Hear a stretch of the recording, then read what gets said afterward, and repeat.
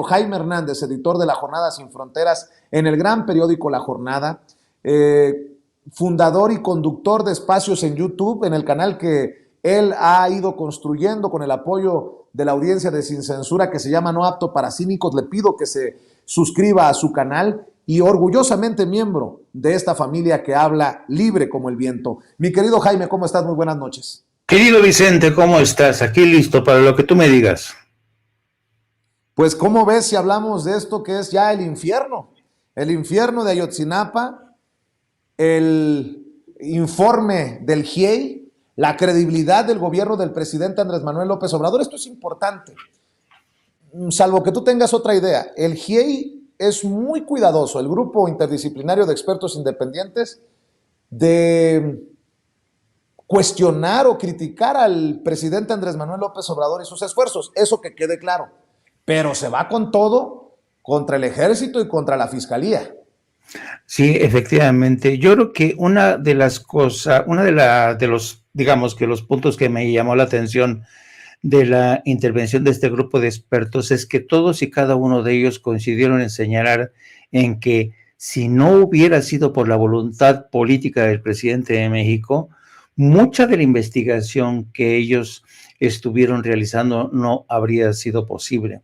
Por ejemplo, en el informe todos ellos destacaron la importancia de las llamadas interceptación de llamadas entre Guerreros Unidos y algunos elementos de Guerreros Unidos que apuntaban al ejército mexicano, a algunos elementos del ejército mexicano. Para quien no sepa o no recuerde bien, el presidente tuvo un encuentro con Kamala Harris, la vicepresidenta de Estados Unidos, y en ese encuentro el presidente de México le pidió a Kamala Harris que le entregara parte de la investigación o los expedientes de la investigación, que compartiera con México los expedientes de la investigación que llevó a cabo la DEA para justamente arrestar a los representantes de Guerreros Unidos en Chicago. Y hay que recordar que Kamala Harris cumplió y le entregó estos expedientes que ya están judicializados.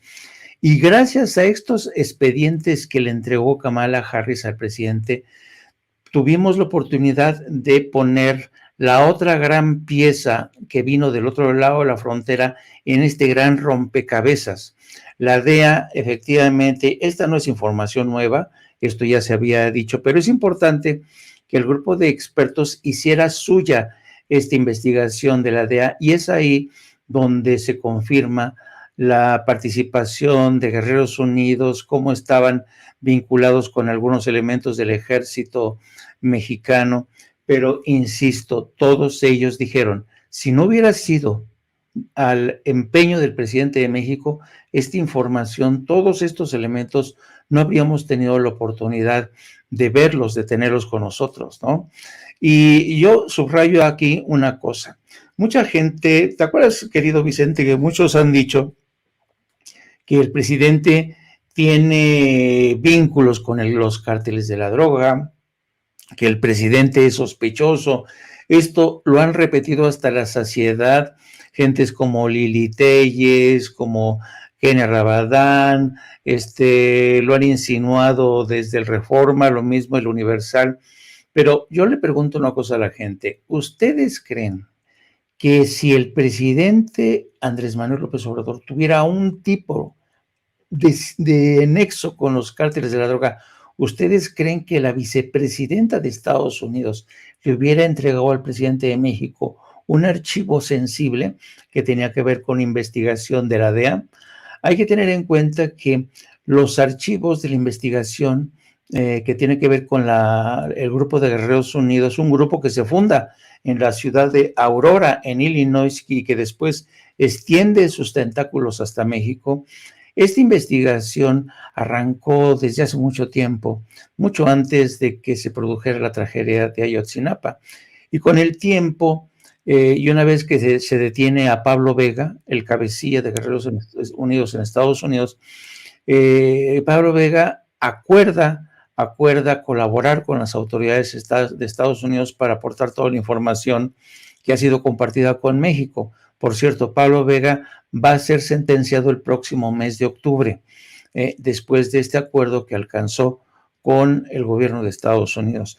Entonces, yo creo que fue clave entender esta parte de la pieza con la que se especuló muchísimo.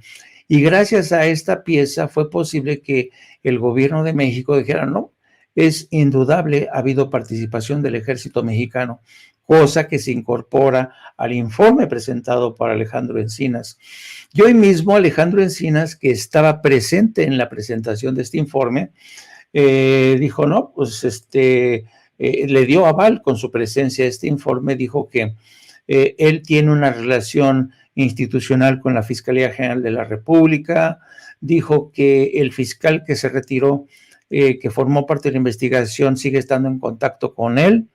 En fin, yo creo que, y además, si uno analiza la rueda de prensa de esta mañana del presidente, en la que abunda en todos y cada uno de los detalles, en la línea de tiempo en la que él decide que se dé a conocer el informe, revela cómo una vez que el informe cae en manos de la Fiscalía General de la República, empiezan los problemas, sobre todo de filtraciones, ¿no? Y esto demuestra hasta qué punto Jesús Murillo Caram, pues sigue siendo un hombre con muchos contactos en el seno de la Fiscalía General de la República. Yo señalaba esta mañana que una de las características de toda guerra, querido Vicente, es su opacidad. Es decir, las guerras casi siempre suelen ser opacas. Se tiende sobre ellas una neblina y a veces es muy complicado realmente entender todos los elementos de una guerra. Uno se pregunta quiénes están involucrados solamente los malandrines, o hay aliados o cómplices en el poder político, en el frente comercial. Hay una neblina y además sobre esta neblina hubo este pacto de silencio. Por eso, poco a poco, todos nosotros hemos ido avanzando en medio de esta neblina residual para tratar de aclarar qué es lo que ocurrió efectivamente en Ayotzinapa.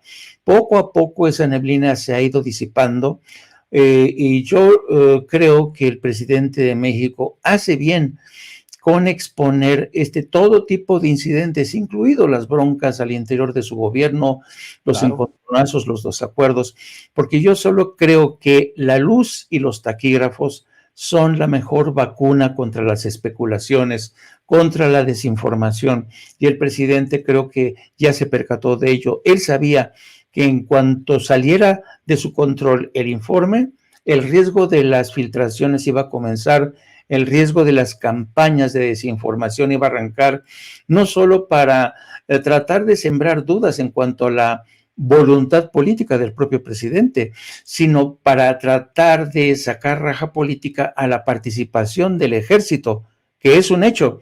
Lo que no sabemos, cuál ha sido el alcance de esta participación.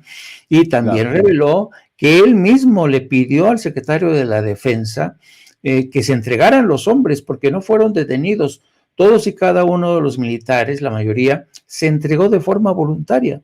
Así es que yo creo que lo que me queda en claro del informe del grupo de expertos es punto número 1, que ellos encontraron que todo cambió hasta que Andrés Manuel López Obrador llegó y les dio todas las facilidades, todo el apoyo para que esta investigación siguiera adelante. Y número 2, la confianza de Estados Unidos al gobierno de México, porque no fue sino hasta que Andrés Manuel López Obrador tomó el poder que Estados Unidos decide compartir con él esta información tan sensible.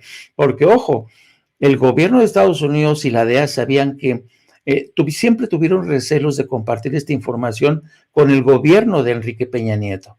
Por eso la DEA no había entregado, y muchos se preguntaban cómo es que la DEA no había entregado, no había compartido este informe con el gobierno de México, y la respuesta es sencilla, porque simple y sencillamente no confiaban en el gobierno de Enrique Peña Nieto, porque ellos sabían que el ejército mexicano estaba involucrado. Mi querido Jaime, creo que es tan importante. Bueno,